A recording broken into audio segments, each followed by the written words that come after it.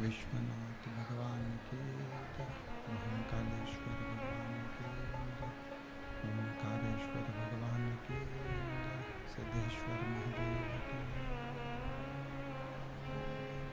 कुमरेश्वर महादेव की जय। हर हर महादेव, हर हर महादेव, हर हर महादेव, हर काशी विश्वनाथ, गोवर्धन त्रिकालदर्शी, कैलाशी विनाशी भगवान शिव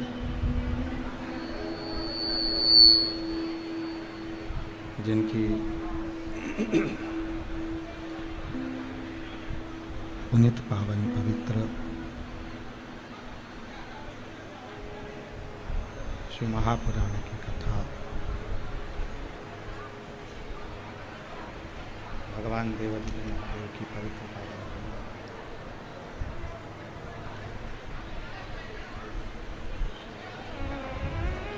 यवतमाल महात्मा के इस पवित्र पावन प्रांगण में भगवान शिव की इस पवित्र पावन भूमि में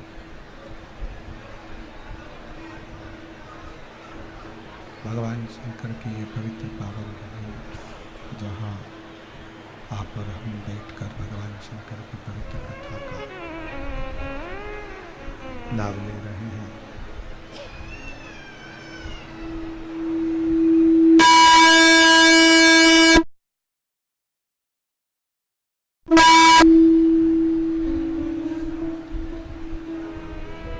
यवतमाल की इस पवित्र धरा पर शंभो शंभो शंभो शंभो शंभो शंभो शंभो शंभो शंभो शंभो शंभो शंभो यवतमाल की इस पवित्र पावन भूमि पर बैठकर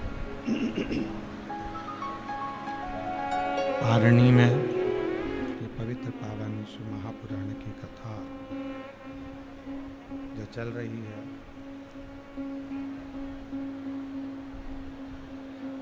आज इस पवित्र पावन अवसर पर आरणी की इस पवित्र पावन भूमि पर ये पवित्र पावन श्री महापुराण की कथा शंभु शंभु शंभु शंभु। अरे बाहर की आवाज खोलो, आवाज नहीं है कहीं पर भी।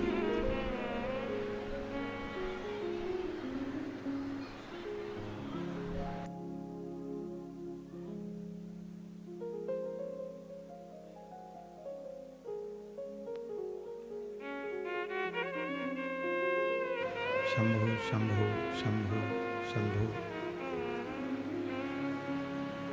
आरणी की पवित्र पावन धरा, जहाँ भगवान शिव की पवित्र पावन पुण्यमय आनंदमय तो हुआ है, ये पवित्र धरा, पवित्र भूमि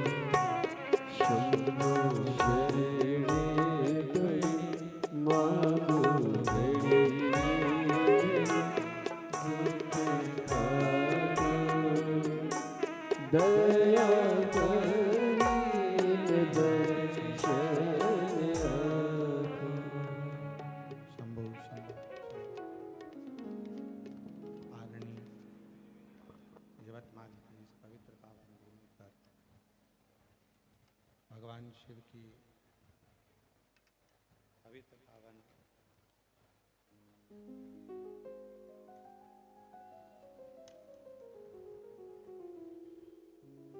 महापुराण की कथा सौभाग्य प्राप्त हुआ है।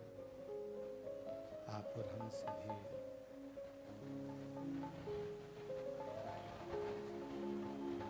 जिस आरणी यवतमाल में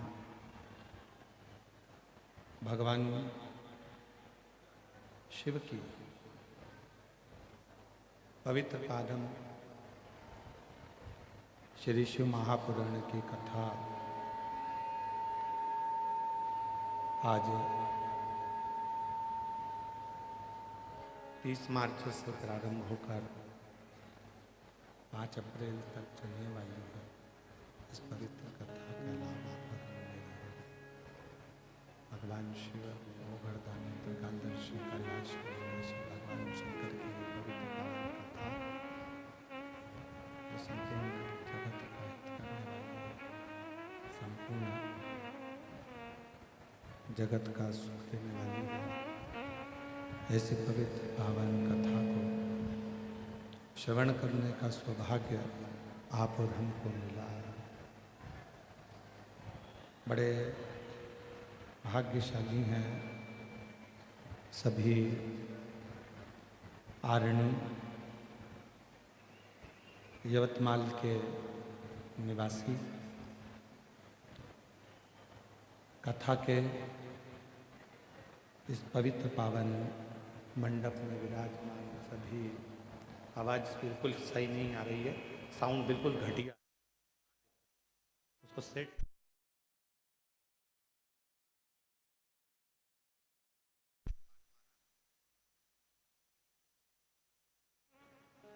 शंभु शंभु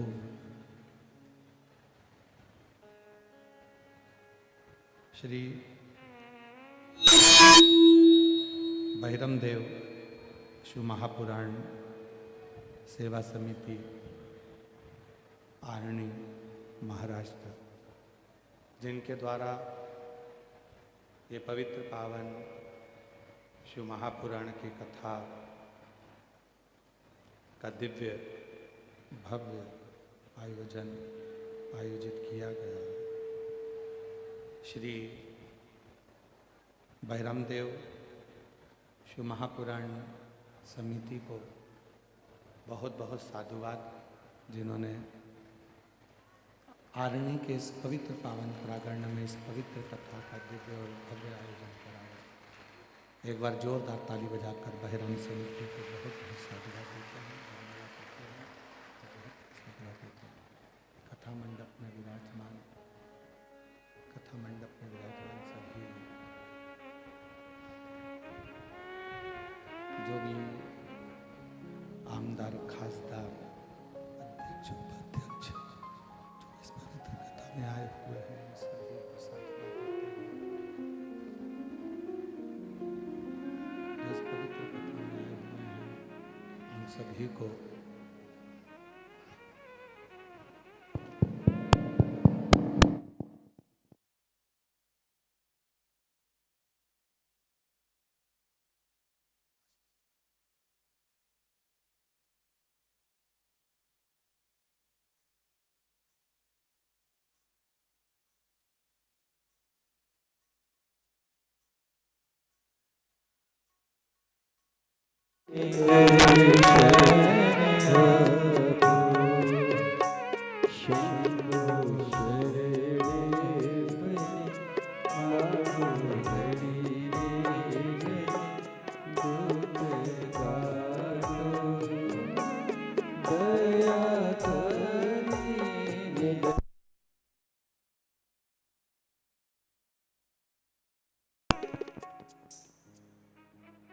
शंभु शंभु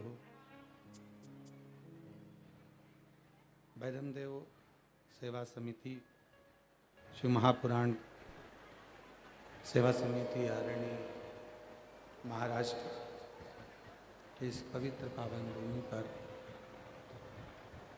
7 दिवसीय शिव महापुराण की कथा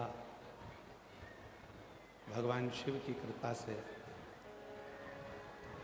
आज प्रारंभ हुई है। कथा मंडप में विराजमान सभी अतिथिगण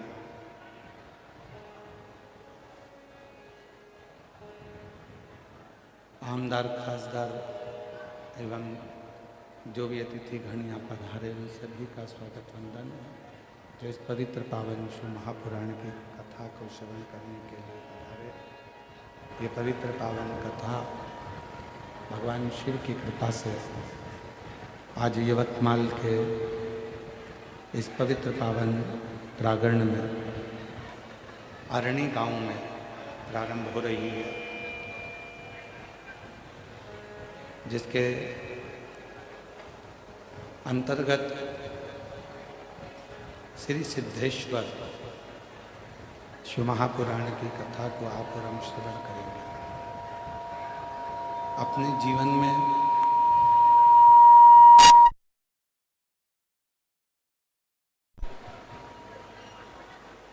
भक्ति कर कर सिद्धता कैसे प्राप्त करी जाए, कैसे भगवान शंकर की अविरल भक्ति को हम प्राप्त करेंगे, कैसे हम भगवान शिव के पवित्र पावन नाम से, पवित्र पावन उच्चारण से भगवान की निर्मल भक्ति को कैसे प्राप्त करें। ये पवित्र कथा उसी को वर्णन करें जब मानव का देह मनुष्य की देह में शरीर को प्राप्त होता है। कथा मंडप में संत, साधु, सन्यासी, तपस्वी, साधक बैठे हैं, उनको भी नमन करता हूँ। ये पवित्र अवसर है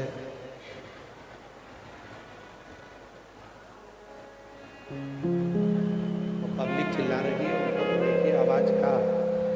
शंभो शंभो शंभो शंभो शंभो शंभो शंभो शंभो। ये पवित्र पावन अवसर है यवतमाल का, जहाँ भगवान की पवित्र कथा का लाभ लेने का सौभाग्य आप और हमको प्राप्त हुआ। और तेरी कृपा एक भी लेते हैं श्वास तेरी कृपा से तनु तनु।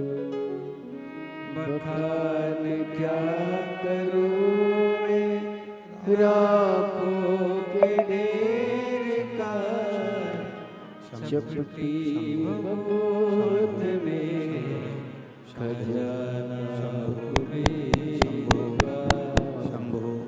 शंभो शंभो शंभो शंभो शंभो शंभो। बखान क्या करूं मैं राखों के ढेर का, चपटी बबूत में खजाना कुबेर का। गंगा मुक्ति द्वार ओंकार तू, भोले ओंकार तू, आयो शरण तिहार शंभु तार तार तू।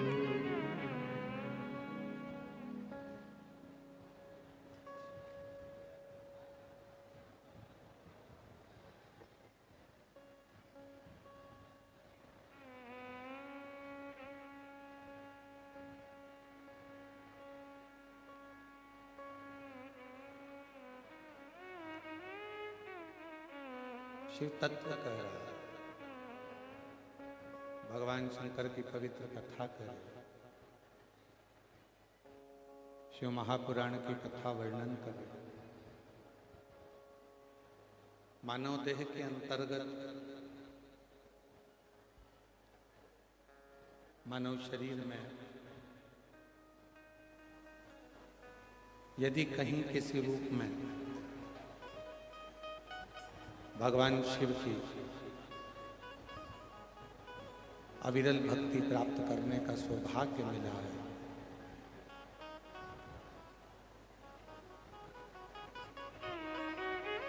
तेरी कृपा बिना न हिले एक भी,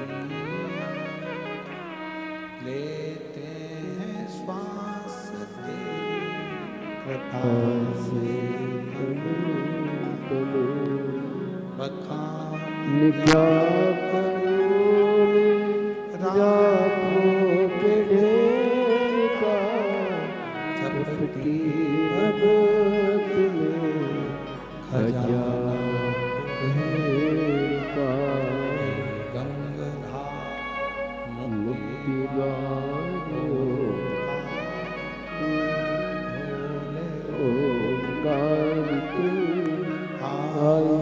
शरण तिहारी शंभु तार तार। तो आरणी की जो कथा है, इस कथा का नाम श्री सिद्धेश्वर शिव महापुराण की कथा का नाम दिया।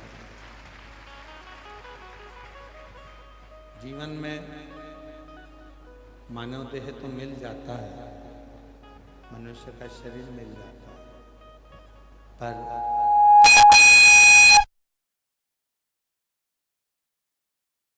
मनुष्य के शरीर में हम भगवान शिव की अविरल भक्ति को कैसे प्राप्त करें,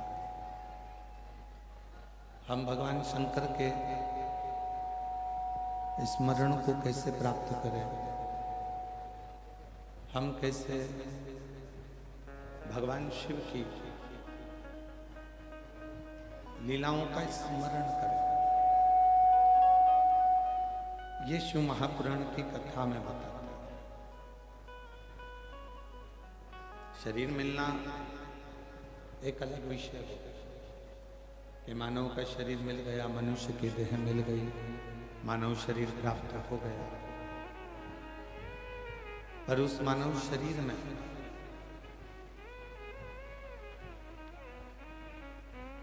हम अपने कर्म को करते करते, अपने कर्तव्य को करते करते किस तरह से भगवान की अविरल भक्ति को प्राप्त कर सकते, ये हमें शिव महापुराण की कथा बताती है। क्योंकि शिव पुराण एक ऐसी पुराण है जो मनुष्य को कभी ये नहीं कहती कि तुम साधु बन जाओ, कि तुम सन्यासी बन जाओ, कि तुम तपस्वी बन जाओ, कि तुम संत बन जाओ, कि तुम किसी नदी के तट पर जाकर बैठ जाओ, कहीं एकांत में जाकर बैठ जाओ। ये शिव महापुराण है। शिव महापुराण की कथा तो ये कहती है कि तुम घर में रहो, परिवार में रहो, कुटुंब में रहो, गृहस्थी में रहो, जहां हो तुम वहीं रहकर भगवान शिव की अविरल भक्ति को प्राप्त करो।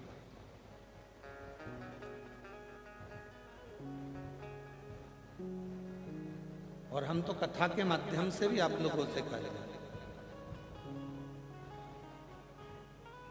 पंडाल तक नहीं पहुंच पा रहे, कथा श्रवण करने के लिए ग्राउंड तक नहीं पहुंच पा रहे, अपने घर में टीवी पर, मोबाइल पर कथा का लाभ लेकर अपने जीवन को सार्थक बनाने का प्रयास करें।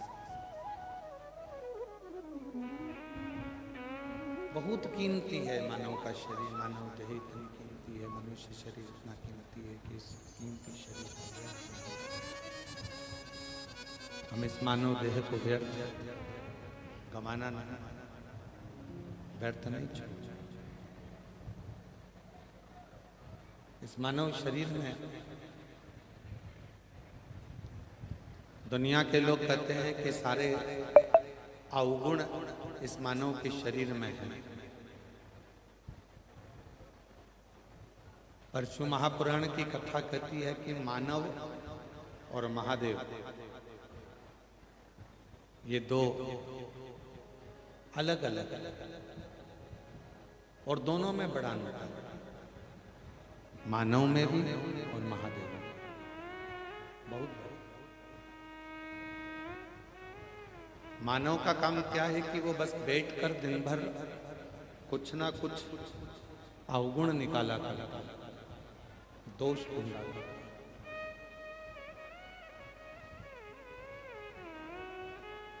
मानव अवगुण ढूंढेगा, दोष ढूंढेगा, दोष निकालेगा, दोष को ढूंढने का कार्य करेगा, कुछ ना कुछ वो दोष निकालेगा, कुछ ना कुछ निकालता है।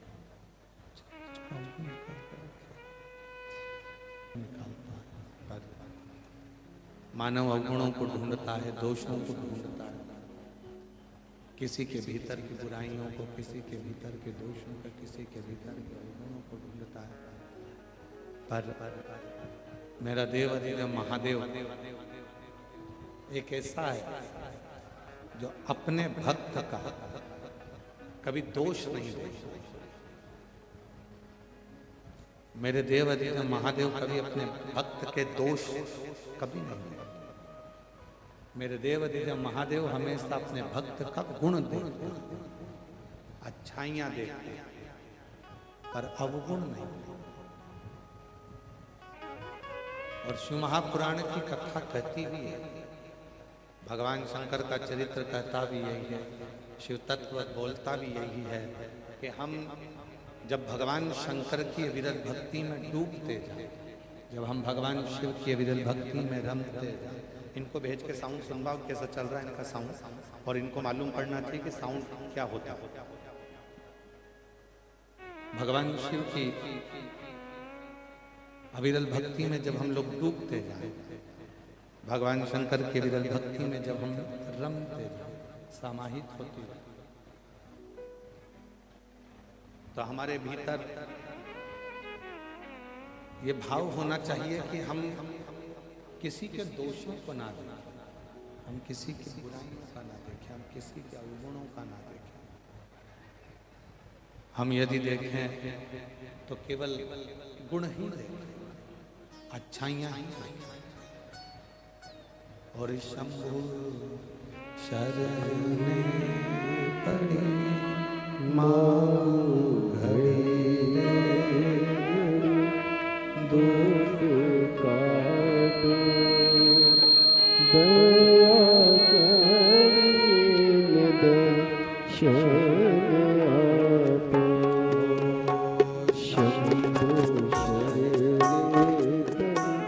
माँ घड़ी दुख काटो दया करीने दर्शन।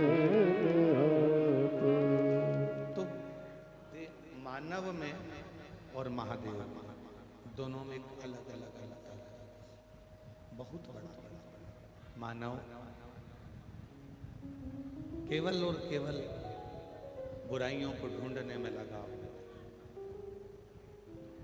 मानव केवल बुराइयों को ढूंढने में लगा, और महादेव केवल और केवल अच्छाइयां ढूंढने में लगा। कैसे हो आप? उसको महादेव से को कोई मतलब नहीं होता। महादेव को केवल इतना सा मतलब है कि आप निष्कपट भाव से आप भक्ति कितनी करें, स्मरण कितना करें, मंत्र जाप कितना कर रहे हैं, जाप कर रहे हैं।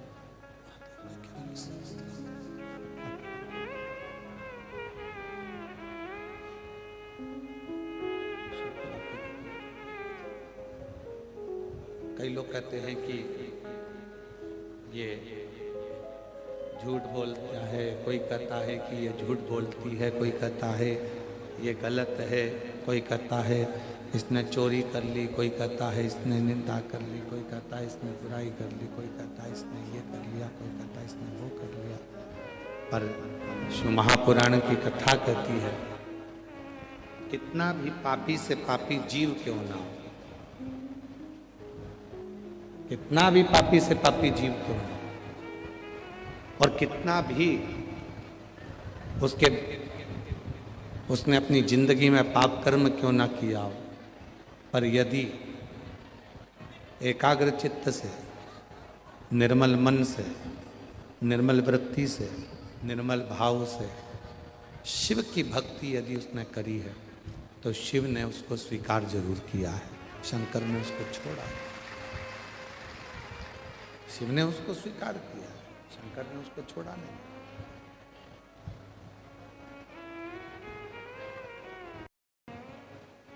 शिव महापुराण की जो कथा प्रारंभ हुई है, वो एक देवराज नाम के ब्राह्मण से प्रारंभ हुई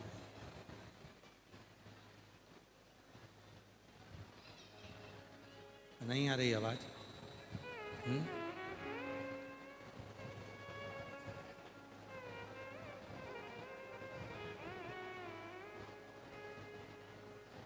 शिव महापुराण की जो कथा प्रारंभ हुई है, वो देवराज नाम के ब्राह्मण से प्रारंभ हुई। और वो देवराज नाम का ब्राह्मण जिसकी माता शिव के शिवालय से अपने दिन की शुरुआत करती है, जिनकी माता अपने दिन की शुरुआत भगवान शंकर के शिवालय से करती है। और हमने पहले भी कथा में कहा और आज फिर कहते हैं, जिंदगी में कितना भी कष्ट है, जीवन में कितना भी दुख है, जिंदगी में कितनी भी तकलीफ है, जीवन में कितना भी कष्ट क्यों ना हो, कितनी भी तकलीफ क्यों ना हो, फिर भी यदि हम अपने जीवन की शुरुआत, प्रतिदिन की शुरुआत भगवान शंकर के मंदिर में एक लोटा जल चढ़ाकर करते हैं तो हमारा दिन और हमारा जीवन दोनों ही सार्थक है।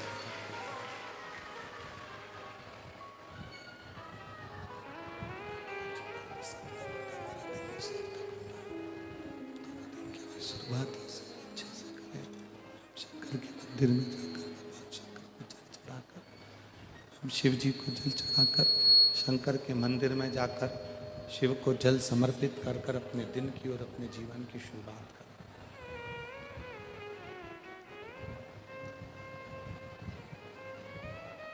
भक्ति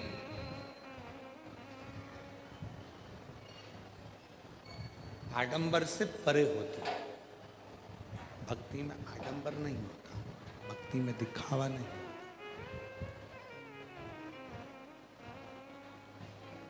भक्ति में यदि होता है तो केवल एक विश्वास होता है। और देवराज नाम के ब्राह्मण की जो माँ है वो भगवान शंकर की अविरल भक्ति पर विश्वास करती थी, शिव पर भरोसा करती थी, दृढ़ता रखती थी, भरोसा करती थी, विश्वास रखती थी।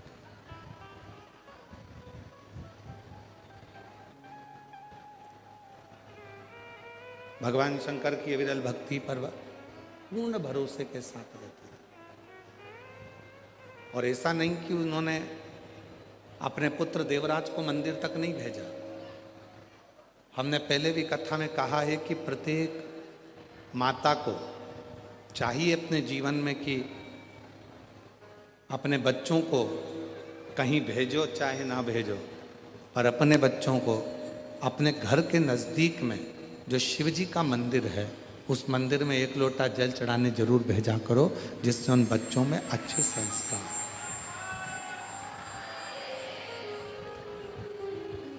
वो बच्चों में अच्छे संस्कार है।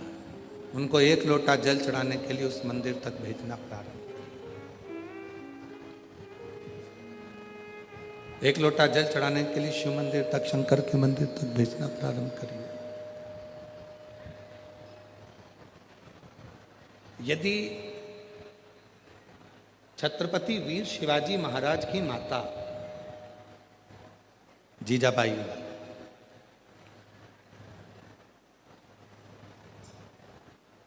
अपने बेटे छत्रपति वीर शिवाजी महाराज को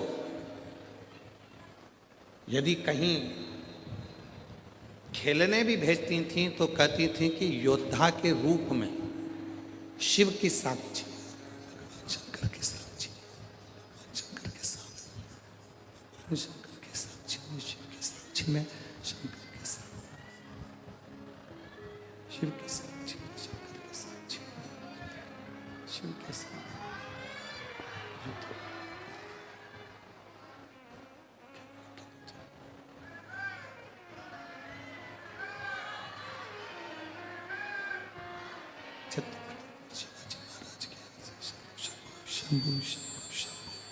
शंभु शंभु शंभु शंभु शंभु शंभु शंभु शंभु शंभु शंभु शरणे पड़ी मांगो घड़ी रे घड़ी दुख काटो दया शंभु शरण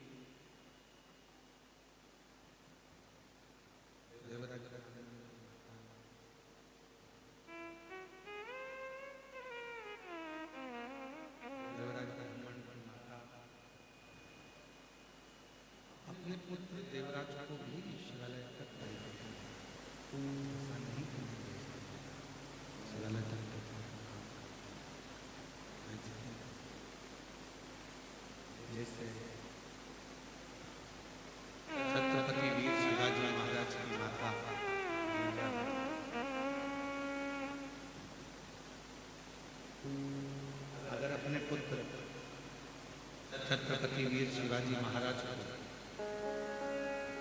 खेलने भी अगर भेजती हैं तो छत्रपति वीर शिवाजी महाराज को जीजाबाई भगवान शंकर की साक्षी में भेजती हैं।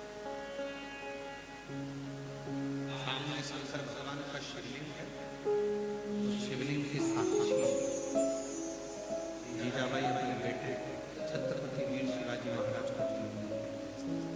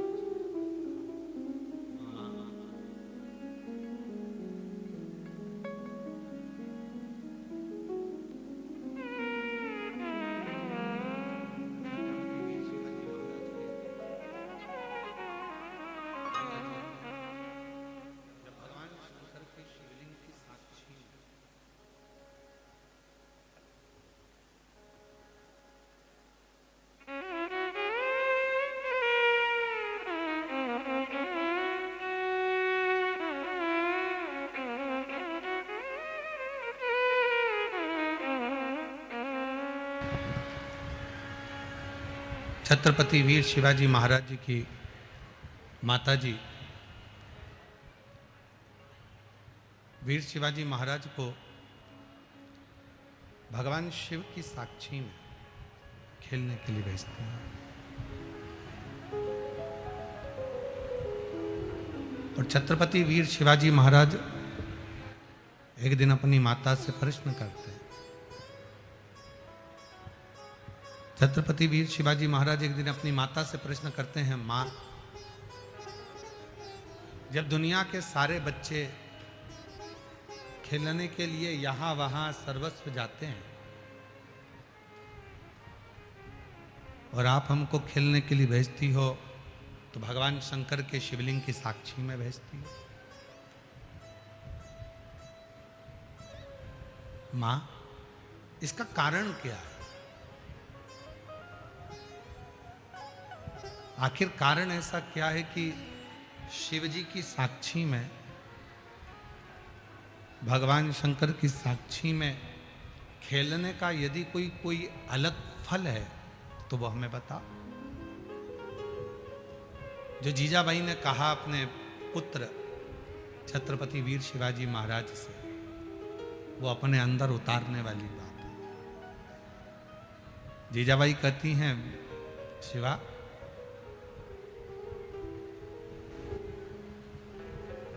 जिंदगी का कोई भी कार्य, मानव जीवन जब अपने जीवन का कोई भी कार्य करे और वो कार्य भगवान शंकर को साक्षी मानकर करे, तो जिंदगी में ऐसा कोई खेल नहीं हो सकता जिसमें उसकी हार हो जाए, वो जीत हासिल कर कर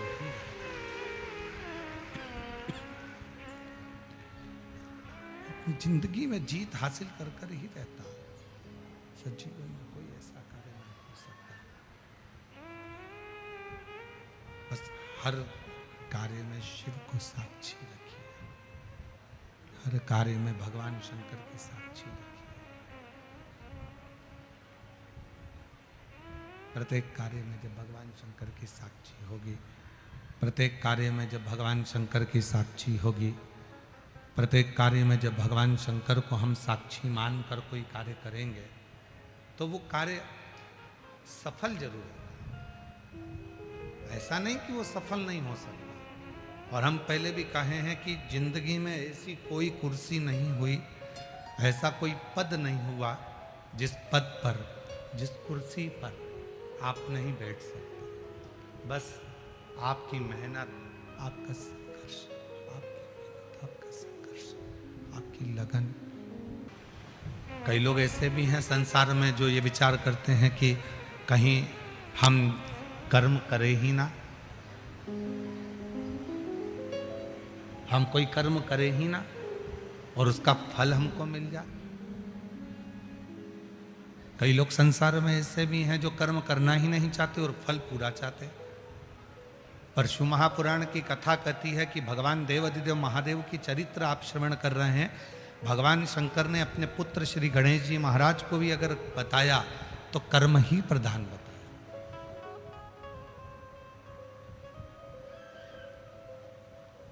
भगवान शिव ने शायद दुनिया में ऐसे बहुत सारे राजा महाराजा होंगे जो अपने बेटे को सिंहासन दे देते हैं।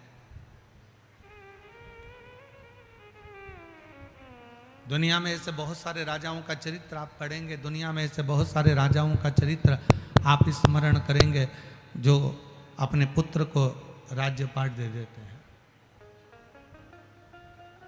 पर एक देवाधिदेव महादेव भगवान शंकर एक ऐसे हैं जो अपने पुत्र को, अपने बेटे को भी अगर राज्य देते हैं, अपने पुत्र को भी यदि सिंहासन देते हैं, राज्य देते हैं, तो पहले उसकी पूर्ण परीक्षा लेते हैं। पूर्ण परीक्षा अपने पुत्र की, पूर्ण परीक्षा पुत्र की, पूर्ण परीक्षा अपने पुत्र की ले रहा है, पूर्ण परीक्षा। भेजा भगवान शंकर ने माता पार्वती जी ने कि जाओ, जो पृथ्वी की पहली परिक्रमा कर कर आएगा, तो पृथ्वी की पहली परिक्रमा कर कर आएगा, वही प्रथम गिनती में माना जाएगा। आप चाहते तो भगवान शिव अपने पुत्र को सीधे सिंहासन पर बिठा सकते थे, पर सीधे सिंहासन पर भगवान शंकर ने नहीं बिठाया। भगवान शंकर ने पहले परीक्षा लेकर दोनों को पृथ्वी की परिक्रमा करने के लिए भेजा, दोनों को परिक्रमा करने के लिए भेजा, दोनों परिक्रमा करने के लिए चले।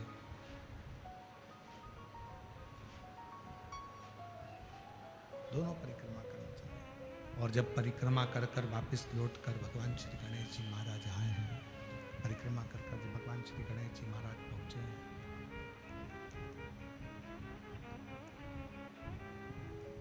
और उनकी बुद्धि की प्रबलता जब नजर आई है, बुद्धि जब प्रखर नजर आई है, बुद्धि की तीव्रता जब नजर आई, तो भगवान गणेश जी महाराज को स्थान पर विराजमान करके बिठा दिया। बुद्धि की तीव्रता में उनको विराजमान कर दिया। तो शिव कथा कह रही है, भगवान शंकर का चरित्र कथा है, शिव महापुराण की कथा कहती है। भगवान शंकर का चरित्र वर्णन कर रहा है, शिव पुराण वर्णन कर रही है। भजन शंभु दया शंभु शरणे पड़े मांगो घड़ी रे घड़ी दुख काटो दया करीन दर्शन आपो शंभु शरणे पड़े मांगो घड़ी रे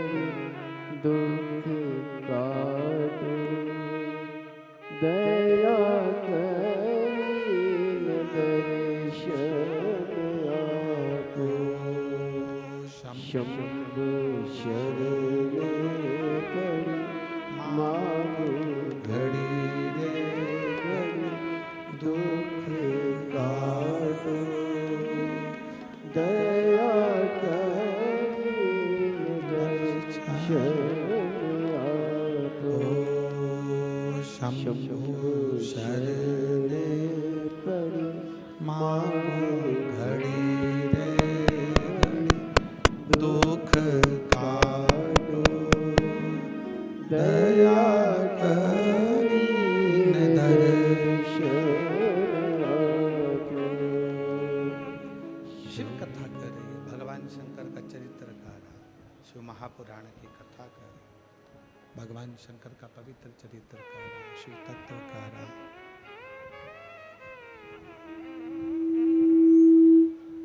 भगवान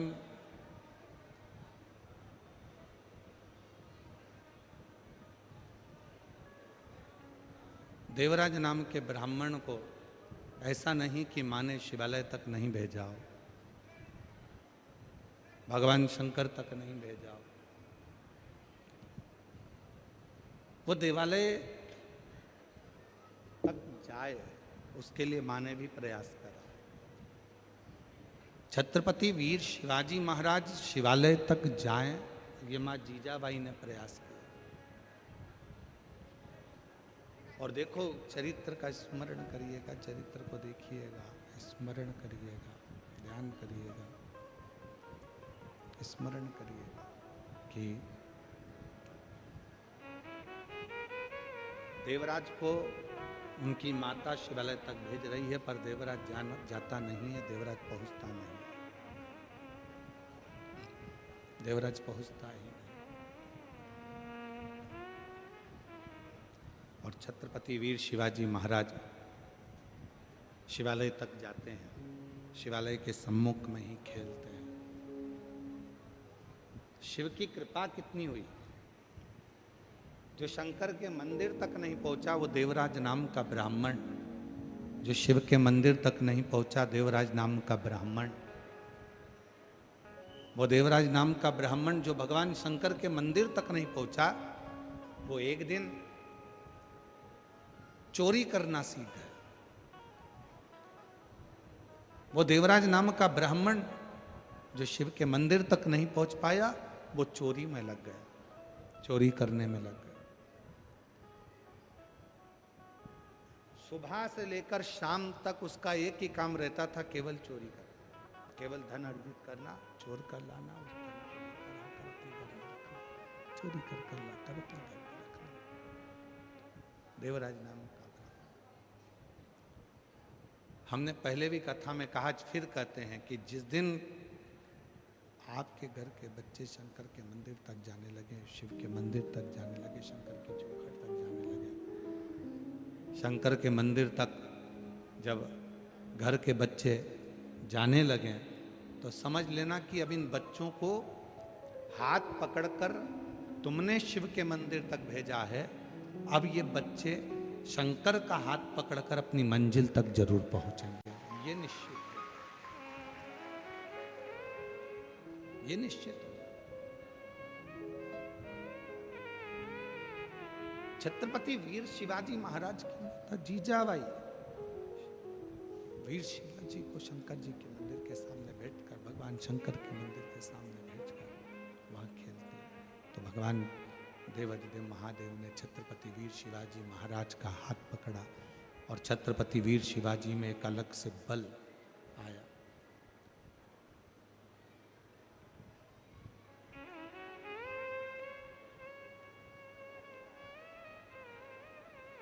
ये जो अपन अपनी वाणी में बार बार कहते हैं ना, हर हर महादेव, जब हम अपनी और अपनी वाणियों में कहते हैं, ये शब्द हमारा और अपना नहीं है, ये छत्रपति वीर शिवाजी महाराज का शब्द है।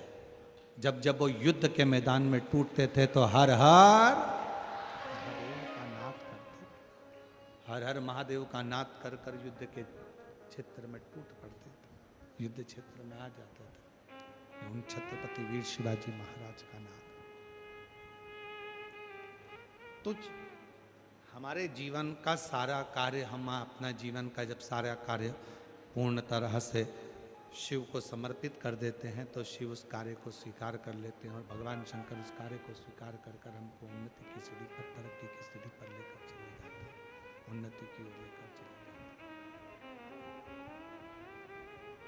छत्रपति वीर शिवाजी महाराज, देवराज नाम का ब्राह्मण, ये दोनों अंतर है।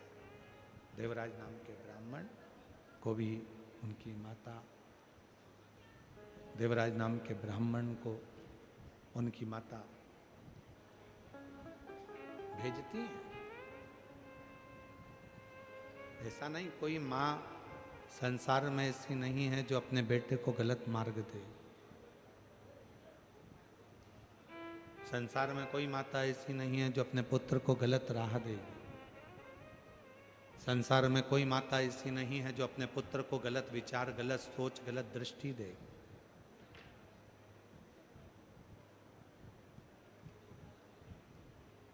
हाँ, हम दूसरे की तो नहीं कर सकते, पर जगत में ऐसी कोई माँ नहीं है जो अपने बच्चे को गलत मार्ग पर भेजकर खुश हो। प्रत्येक घर की माता, उसका एक ही लक्ष्य रहता है कि मेरा पुत्र एक दिन मेरे जैसा हो। प्रत्येक घर की माता ये विचार करती है कि मेरा पुत्र मेरे जैसा हो, मेरा पुत्र अच्छा कर्म करे, मेरा पुत्र अच्छे कार्य के प्रति तत्पर रहे, अच्छे कार्य में लगा रहे। कोई माँ संसार में ऐसी नहीं हुई है, कोई माँ जो अपने बच्चों को गलत राय दे, गलत विचार दे, गलत सोच दे, गलत दृष्टि दे। तो देवराज नाम के ब्राह्मण की जो माँ थी, वो देवराज को शिवालय तक भेजती थी, भगवान शंकर के मंदिर तक, पर देवराज उस शिवलिंग मंदिर तक जाता ही नहीं था। देवराज शिवालय तक जाता ही नहीं था।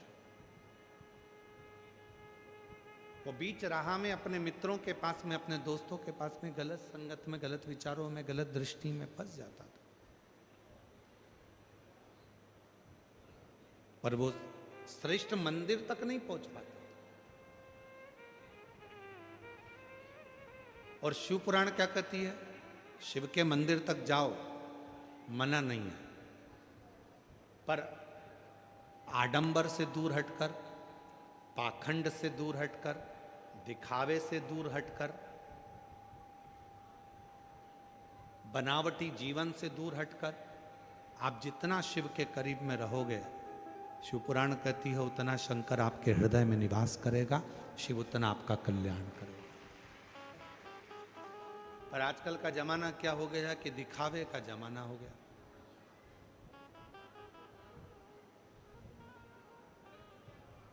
जितना जितना दिखावा करोगे आप उतने श्रेष्ठ कहलाओगे। पर शिवपुराण इन सबसे आपको हटा देती है। शिवपुराण कहती है कि मेरे शिव किसी आडंबर में नहीं, मेरे शंकर भगवान कोई आडंबर नहीं करते। उसके पास में दिखावे की कोई सूरत नहीं, उसके पास में दिखावे का कोई सामान नहीं, उसके पास में दिखावे की कोई चीज नहीं। मेरे शंकर भगवान सारे आडंबरों से परे हैं, वो सारे आडंबरों से दूर हैं, उनके पास में कुछ भी नहीं। मस्तक पर गंगा है, हाथे में डमरू है, त्रिशूल है और तन पर भस्म रमी हुई है। पूरी भस्म अपने तन पर धारण करे, तन पर भस्म धारण करे। भस्म से क्या मतलब है? आप सिद्धेश्वर शिव महापुराण की कथा सुनने के लिए बैठे हो। भस्म से क्या मतलब है? जो हम अलोनी गोबरी की भस्म बनाते हैं, आप लोग जानते हो ना अलोनी गोबरी मतलब गाय ने गोबर करा और गोबर करने के बाद उसको हमने हाथ से ऐसे ऐसे थपथपाया नहीं। गाय ने जो गोबर करा वो सूख गया और उसकी गोबरी तैयार हो गई। उस गोबरी को हमने सुखाया, सुखाकर उसको जलाया, जलाकर भस्म तैयार कर कर कपड़े से 4 बत्ता कपड़ा कर कर फिर उसको छाना, छान कर जो भस्म तैयार हुई वो भस्म शिव को समर्पित करी। वो भस्म कोई साधारण नहीं, उस भस्म की मूलता, उस भस्म की श्रेष्ठता, उस भस्म की जागरूकता, उस भस्म का तेज। यहां तक वर्णन किया गया कि शंकर जो भस्म धारण करते हैं, यदि हम भगवान शंकर के शिवलिंग पर उस भस्म को हम लगाकर हमारे शरीर के मस्तक पर, कंठ पर, हृदय पर, भुजा पर यदि हम उस भस्म को भी धारण कर लेते हैं अपने वक्ष स्थल पर, तो वो हमको एक बल प्रदान करती है। शिव महापुराण में 3 चीजें कवच के रूप में काम करती हैं। थोड़ा समझिएगा आप लोग। शिव महापुराण में 3 चीजें कवच के रूप में काम करते हैं। 3 चीज। पहले नंबर पर है शिव पुराण में भस्म, कवच का काम करती है। दूसरे नंबर पर है रुद्राक्ष, कवच का काम करती है। और तीसरे नंबर पर है भगवान शंकर पर चढ़ी हुई बेलपत्र या शिवजी पे चढ़ा हुआ जल हमारे शरीर में कवच का काम करता है। ये 3 कवच का काम, ये तीनों कवच का काम करते हैं। भस्म भी कवच का काम करती है, रुद्राक्ष भी कवच का काम करता है, जल बेलपत्र भी कवच का काम करता है। तीनों कवच का काम करता है।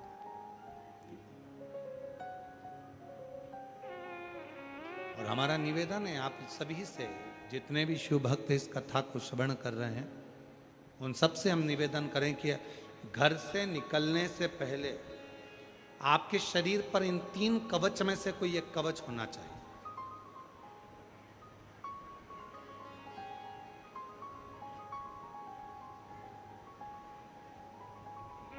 घर से निकलने से पहले अपने शरीर पर ये 3 कवच में से एक कवच धारण होना चाहिए। या तो हमारे गले में रुद्राक्ष हो, या हमारे तन पर कहीं पर भी भस्म लगी हो, या हम जब घर से निकलें तो एक बेलपत्र अपनी जेब में हो, या भगवान शंकर पे चढ़े हुए जल को हम पीकर आचमन कर कर या प्रोक्षण कर कर अपने घर से निकलें। अपने घर से ये 3 कवच, ये 3 कवच। और हमारा विश्वास कहता है, आप जितने भी कथा के मंडप में बैठे हुए हो, इतना तो भरोसा है कि आप जितने भी बैठे हो, आपके पास में इन 3 कवच में से एक कवच सबके पास है, और वो रुद्राक्ष रूपी कवच आपके पास है। और यदि रुद्राक्ष नहीं पहने हो तो भस्म अपने तन पर धारण करोगे, और भस्म धारण नहीं कर पाए तो तुमने शंकर जी पे चढ़ाए हुए जल को मस्तक पर